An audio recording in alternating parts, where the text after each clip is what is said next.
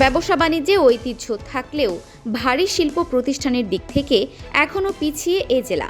সম্ভাবনা থাকলেও নানা সীমাবদ্ধতায় এখানে গড়ে ওঠেনি বড় শিল্প কারখানা। জেলায় ছোট ও মাঝারি শিল্পের বিকাশ হলেও ভারী শিল্পে বিনিয়োগ খুবই কম।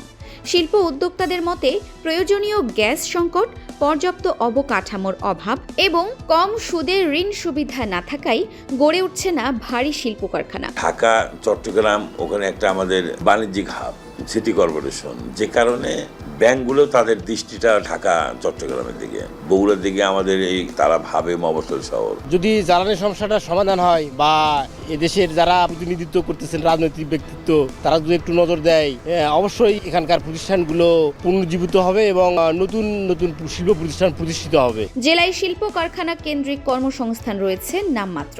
সম্ভাবনাময় এই জেলাকে ভারী শিল্পের মাধ্যমে এগিয়ে নিতে কার্যকর উদ্যোগ নেওয়া হয়নি কখনোই। তাই শিল্পায়ন বাড়িয়ে নতুন কর্মসংস্থান তৈরির মাধ্যমে স্থানীয় অর্থনীতিকে এগিয়ে নেয়ার দাবি শ্রমিক ও শিক্ষিত বেকারদের। তাহলে তো আমরা কৃষিকাজের পাশাপাশি এখানে চাকরি করতে পারবো। ভারী শিল্প কলকারখানা প্রতিষ্ঠা হলে পাল্টে যাবে সমগ্র উত্তরাঞ্চলের অর্থনীতি। তাই সরকারি উদ্যোগে দক্ষ জনশক্তি কাজে লাগিয়ে শিল্প প্রতিষ্ঠান গড়ে তোলার দাবি ব্যবসায়ী নেতাদের। বগুড়ায় ভারী শিল্পের সংখ্যা প্রায় 25টি, যার মধ্যে টাইলস, গ্লাস, কাগজ ও পাটকল উৎপাদনমুখী রয়েছে।